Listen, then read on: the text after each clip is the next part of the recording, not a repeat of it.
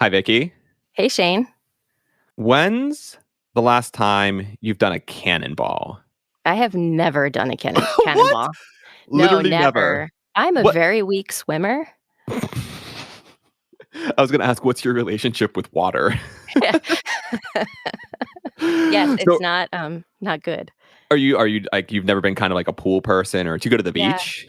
No, so although, well, again, I'm from New Jersey, so Jersey Shore is like a big Mm, part of my life. But um but no, I've never been a big pool person. Like I didn't go a lot when I was a kid. Took me a while to learn learn to swim and everything. So no cannonballs, not on the menu for me. But what about you? Well, I was thinking about this, and when I was younger, middle school into high school, we did have a community pool that we went to a decent amount.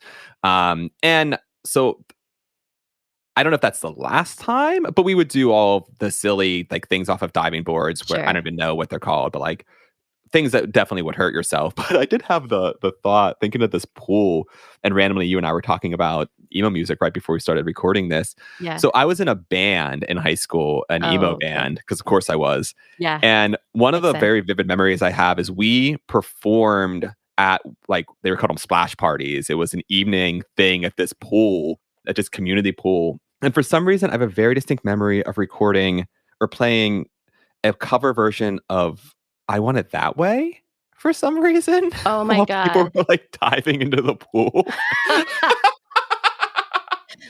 So younger Shane at a Pennsylvania splash Oh party gosh. doing an That's emo version of I Want It That Way. audio is such a great medium for whatever people are picturing as they're listening to Oh my this. god, if anybody out there has like a recording of this, I need it. Oh no, no. That I don't know if it exists, but if it does, I hope it'll never see the light of day.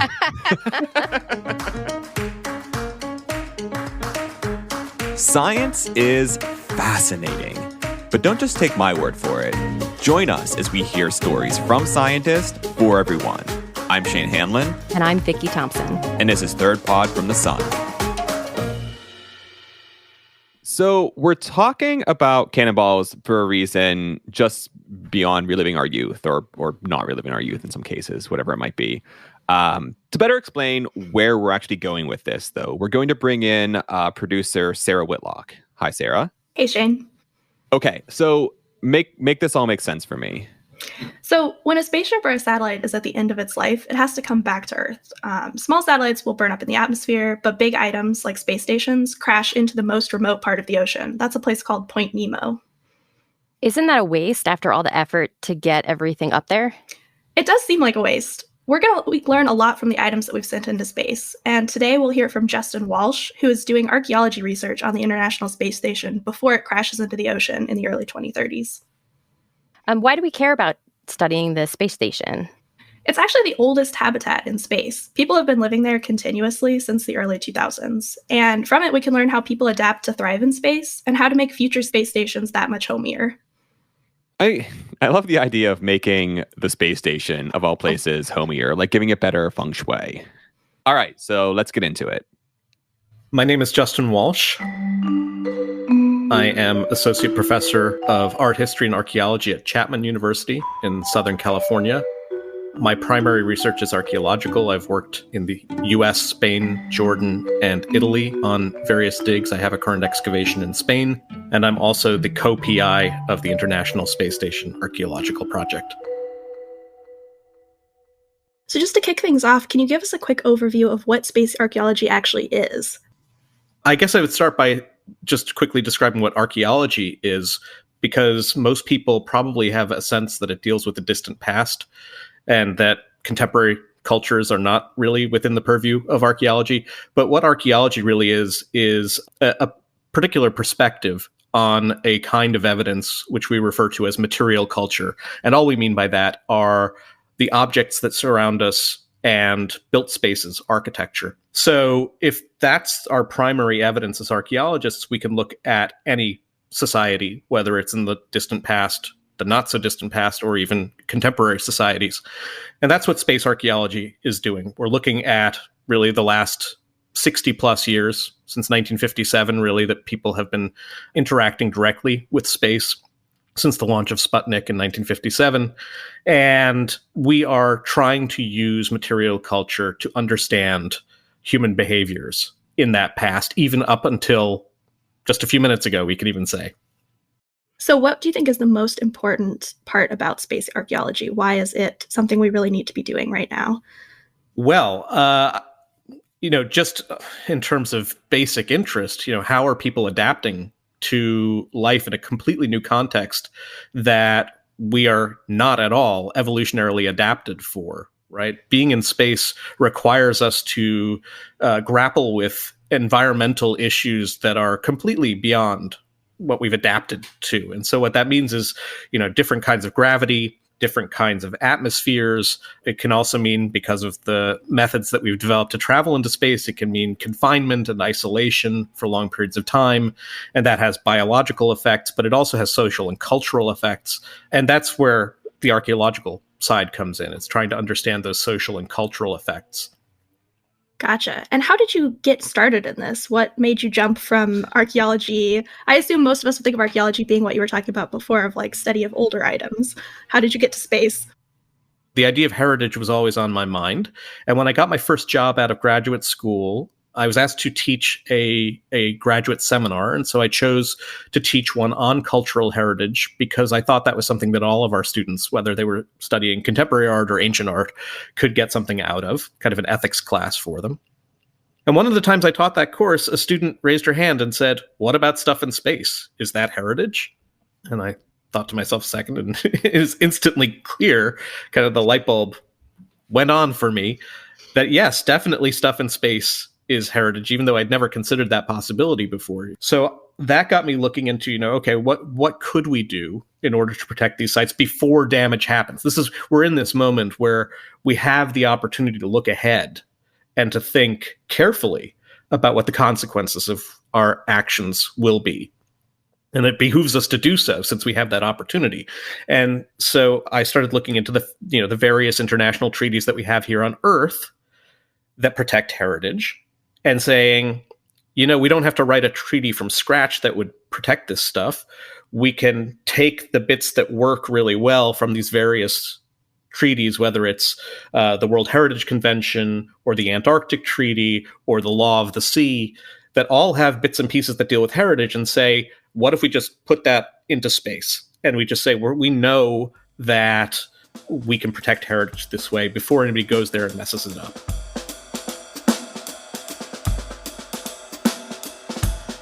So it sounds like that's one big challenge that you faced kind of in the process of studying this, is just making sure that there is something left to study. Do you think that's your biggest challenge, or is there something else that has been a really tough go of it along the way? Well, we can't go there. That's the other big challenge, right? So that's actually really critical. So on the one hand, trying to get people's attention to protect heritage in space, that's one aspect. It's happening slowly but surely. But the other, of course, is that archaeologists cannot, and have not gone to space. And that kind of kept those of us who are interested in the field from developing a practical method for doing archaeology in space, for studying a site and the way we would on Earth. It's always seemed, kind of a critical component of archaeology is that you're present at the site where you're going to be doing your research, or in the landscape if you're going to be doing a survey. So what happened was, in 2015, November of 2015, NASA put out an advertisement for new astronaut candidates. This is something they do every 3 or 4 years to replenish their astronaut corps. And with that advertisement, they published a list of qualifying features, characteristics of the crew that they wanted. And among those were what kind of education you had. So they specifically said you had to have a degree in a STEM field, that is science, technology, engineering, or math. And then they had a list of degrees that were kind of adjacent to STEM, but that which they did not consider to be qualifying. And in that list were the social sciences. And then in parentheses after social sciences, it said geography, anthropology, comma, archaeology, close parenthesis. And I saw that and I thought, wow, I'm kind of amazed. I did not even think that we would be on their radar enough that they would explicitly prohibit us from applying to be astronauts. But on the other hand, what's that about? Why are you so sure that you don't want archaeologist or anthropologist or even geographer astronauts? I can't believe NASA wouldn't want archaeologists. Can you imagine Indiana Jones, Harrison Ford in space? So the Harrison Ford part of it, he has a tendency to crash his plane. So I don't know if I'd actually trust him on the space station, right? But okay, I'm getting off topic. Sarah, can you steer us back? Well, to be fair, they're probably thinking about all the natural science experiments that astronauts need to have the skills to perform on the ISS. But Justin's research is showing how helpful archaeology can be for planning long-term life in space. So I started thinking, how could we demonstrate the potential utility of a social science approach to understanding the impact of living in space for a long time on a crew? Because I knew at that time that these recruits that they were looking for, they're thinking about the moon, and they're thinking especially about a 3-year round trip to Mars. That's a really long time to put a group of people in a spacecraft together. And if there isn't, and there hasn't been any significant research on those aspects, those social and cultural aspects of life in space, how are you going to optimize your mission to make sure that things happen in both in an efficient way and in a way that promotes crew well-being? So that seemed to be really the opening, right? How can we demonstrate? Well, what is the platform that was explicitly developed to test what it's like to live in space for long periods of time? It's ISS.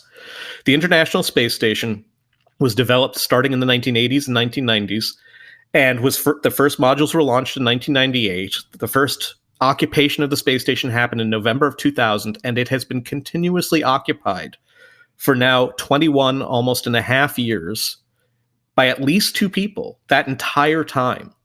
This is really, we can say, the first permanent space habitat.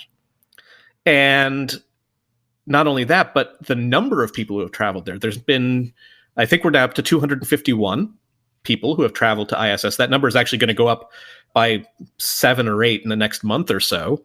But that many people have been to ISS from 19 countries, from 5 major space agencies that are running the program, and then multiple other space agencies from various other countries. And so that proportion of people that have been to ISS is something like 42% of everybody who's ever been to space. So this is a really intensely inhabited location, much more so than any other site in space. That's why it seemed like a good target. That's amazing. So this is a big question, but what do you think are the main things that you've learned so far about human culture in space? Well, on the one hand, of course, that there are aspects of life in space that are connected to what's going on Earth. And so, we're dealing with people who are humans, who live almost all of their lives on Earth and live very small proportions of their life in space. And so they bring a lot of their beliefs and traditions and ideas and behaviors with them, but also that those get, of course, transformed, both because of the things that they're with and the environment that they're in. They have to adapt. For example, you can't get lots of new tools. Like, you can't go to the hardware store if you need a new tool. So you might have to adapt the tools that you have for the needs that you suddenly have. So that's part of it. But you also might adapt yourself to using those tools in new ways, right? So you might have a new posture or think of different ways to use combinations of things together. I would also argue that the society that the crew of ISS has created is, well, it's unique because of where it's located, but it's also unique, and we're talking about this in the context of, for example, the ongoing conflict in Ukraine. This is the only real partnership between people who are coming from the diverse world powers, apart from China. China has its own space station. But in this project, you have people who are forced to live together. and to work together. And not only that, but their safety depends on them doing that well.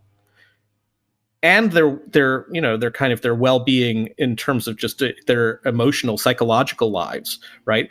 They have to, be friendly with one another. Like, you can't get into a big fight on ISS. What do? You can't slam the door.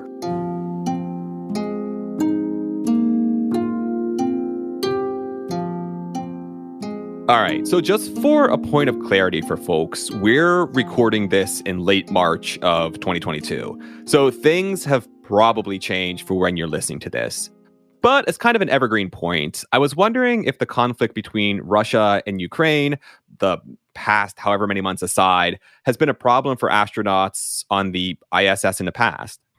As of this recording, not really. Russia and the United States have continued to work on the International Space Station together. The astronauts on board are all friends, and the American astronauts even made one of the Russian astronauts a birthday cake for a recent celebration. But evidence of the conflict did make its way onto the space station. Justin's team found a political statement hidden among the religious icons that Russian astronauts hang up in their quarters. It was put up by the current ISS commander, Anton Shkaplerov. Shkaplerov is an interesting case because he's the current commander of ISS. It's a position that changes with each new crew that arrives, but right now he's it. And he's actually from Crimea. In his current stay, we noticed in the video posted by the Japanese space tourist Yusaku Maezawa in December that there was an icon mounted over Shkaplerov's crew berth door. And my colleague Wendy Salmond, who is an art historian of Soviet and post-Soviet art, identified that the icon represents Saint Fedor Ushakov. Now, this is an 18th century admiral in the Russian Navy who founded the naval base at Sevastopol. So there's a strong connection there between the location of Shkaplerov's birth and education and Russianness and this saint. And this saint, by the way, was only canonized in 2001. He is the patron saint both of the Russian Navy and of Russian strategic nuclear bombing fleets, aircraft fleets. So this is the meaning that's encoded in this seems to be one of the Russianness of Crimea, Russian military strength, and Shkaplerov's own personal identity. It's really interesting. This is in a location, by the way, which we've studied in detail and seen all kinds of objects on display from flags of all the countries that are represented on ISS, mission patches, toys like toy spacecraft, and religious objects like icons, but representing other saints, or, for example, the Mother of God of Kazan, a famous icon type, that's up there, a gold cross, and also Soviet space heroes like Yuri Gagarin. So there's lots of things on the wall there, but to see this particular one over his crew berth door seemed to be an interesting kind of declaration of his identity and his beliefs. So that's going on. Is anybody aware of it? Probably not. Who's not Russian? Probably not. On the US side, there's nothing. There are no displays at all. And none of the crew are going to do that.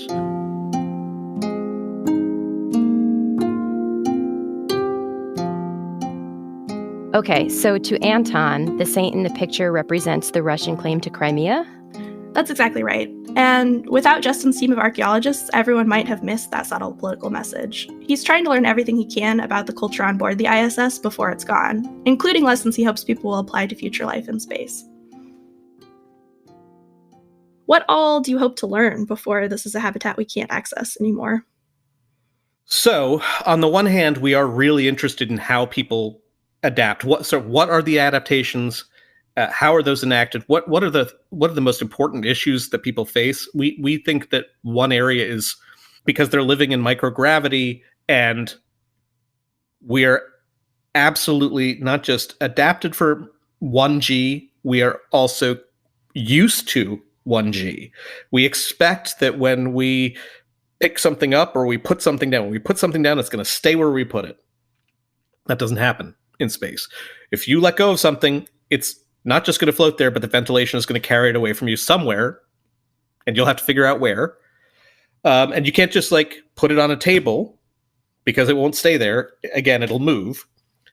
And so they have developed these very simple technologies on Earth that are applied up in space. Like sometimes there's double-sided tape on the galley table, or Velcro, right? So you have patches of Velcro on the walls. And then the things that you're using, you put them into a Ziploc bag. The Ziploc bag has the other side of the Velcro. You stick it to the wall and it stays there. Or you have handrails, or you have bungee cords, right? These kinds of things, or clips. We refer to these, this is really my colleague Alice's term that she developed, gravity surrogates, right? So the idea is that you can actually, using the photographs, that the historic archive of photographs, we can actually watch how certain areas of the space station need more gravity because of the kinds of activities that are happening there. How do we see it? Well, we see it in the accretion, the buildup of more and more pieces of Velcro. So on the one hand, you might have like a workstation table, like one of the areas we're surveying in our current experiment, has 40 pieces of Velcro, and they're all perfectly arranged geometrically in a grid. That obviously was done on the ground before it was sent up. It was like, they're going to want to stick things here. So there's a panel, we'll put it on the wall, and there's lots of space to stick stuff. But if you look around that, you can see lots of other pieces of Velcro that are completely haphazard. They're not aligned. They're kind of off kilter. They're not, you don't have them arranged in a row or anything like that. That is where, in response to contingencies, the crew has decided, I need to be able to stick something here now. And then the fact that that Velcro remains on the wall means it's still useful. Sometimes you can even see the residue from the glue of the backing of the Velcro after one has been removed. And you say, okay, that was where Velcro was needed, but then stopped being needed later. What does that mean? It means that for people who are developing new space stations, they need to be able to think using data, like the data that we're generating about these issues, where and in what kind of situations does the crew need the surrogate gravity? Where do they need, quote unquote, more gravity or less gravity? And how do we provide that for the crew? How do we accommodate those needs by designing this well so that it doesn't constantly need to be changed around, right? That's where we hope to be offering insights that lead to better space station designs.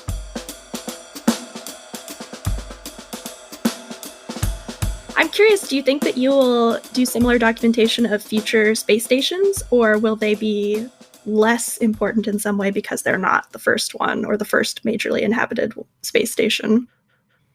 We would love to. And in fact, even it would be nice to look back at older space stations. What evidence is there for what life was like on Skylab or on the early Salyut stations in the 70s and 80s or on Mir, right? And we've actually, in our study of the visual display in the Russian part of ISS, we've been able to connect the way in which they were doing those displays to not only Mir, but also the Salyut stations, going back as far as 1976, the idea of putting pictures on the wall and decorating the space with images of Soviet space heroes. And what about going forward? What is that going to be like?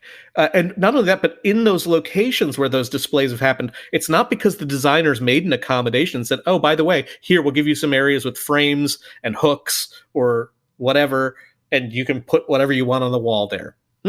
It's because the crew was opportunistic and said, there's a blank space there that you can see it really easily from different parts of the module. And that's a good place to put things like, you know, like your refrigerator door, right? It's something that everybody in the family passes, everybody can see. And that's what they've used it as, right? So to make the kinds of statements that they want to about themselves and what they care about. So will future space station designers accommodate what is clearly a desire on the part of astronauts and cosmonauts to do this kind of thing?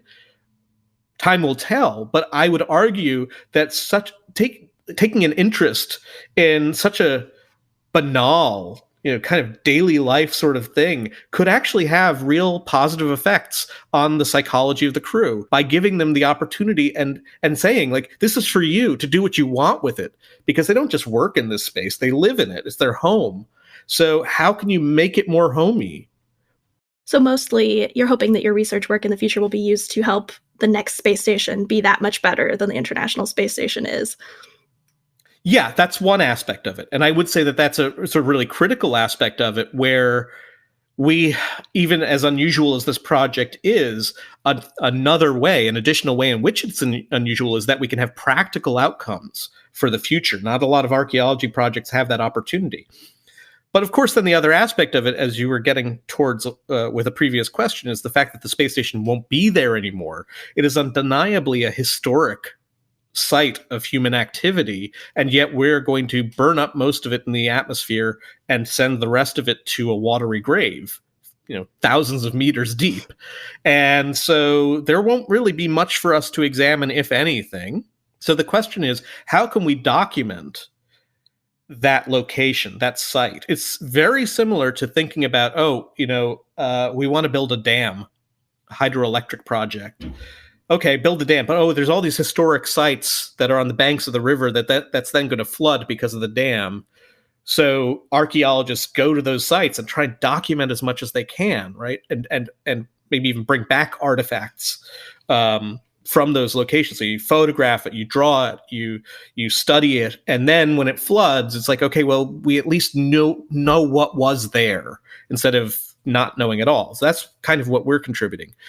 We're using all sorts of different data sets in order to be able to say, this is what ISS was, because we know it's not going to be there going forward.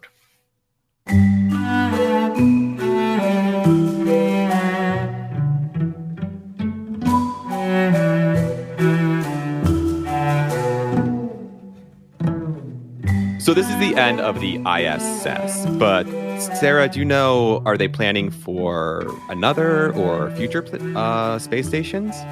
Yeah, actually, there's going to be a commercial space station that's going to continue operating around the Earth. And then NASA has plans for a space station that's going to orbit around the moon to support future space missions.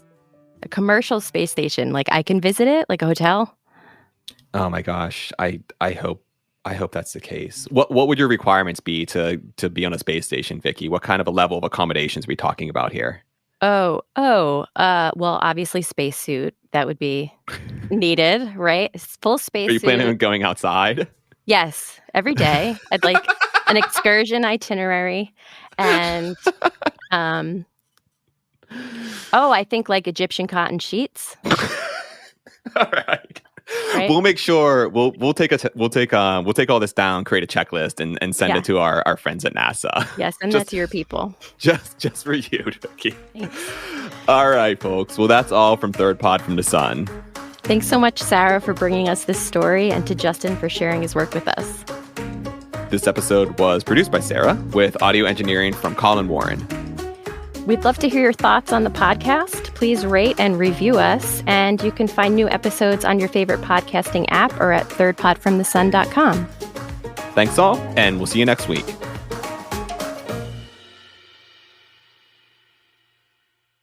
This is the end of the ISS. And I know there used to be Mir, I think was the last one. But Mir, I don't know. So it was called something like that. I'm a terrible. This is too long. All right.